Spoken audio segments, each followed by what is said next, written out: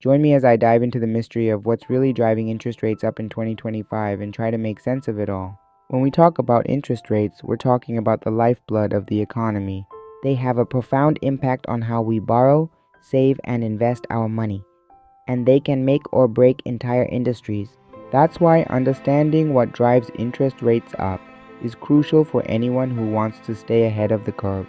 Rising interest rates can be a real challenge for consumers and businesses alike.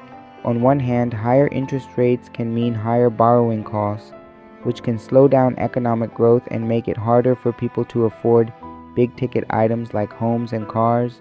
On the other hand, higher interest rates can also attract foreign investment, boost the value of a country's currency, and even help combat inflation. But what's driving these rising rates in the first place? One major contributor to rising interest rates is inflation. When prices start to rise, central banks often respond by raising interest rates to slow down the economy and prevent inflation from getting out of control. We saw this happen in the 1980s, when Paul Volcker, the chairman of the Federal Reserve at the time, raised interest rates to historic highs to combat double-digit inflation. Another key factor is government policy. When governments run large budget deficits, they often have to borrow more money to finance their activities, which can drive up interest rates. But it's not just about government policy, economic conditions also play a huge role. When the economy is growing quickly, businesses and individuals are more likely to borrow money to invest in new projects and expansion, which can drive up interest rates, and then there's the global economy to consider.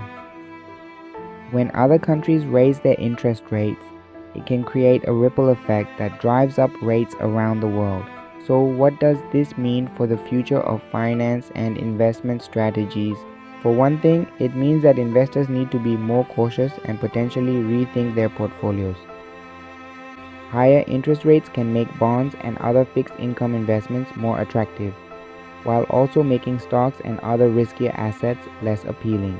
It also means that consumers need to be more mindful of their borrowing costs and potentially consider locking in rates while they're still relatively low.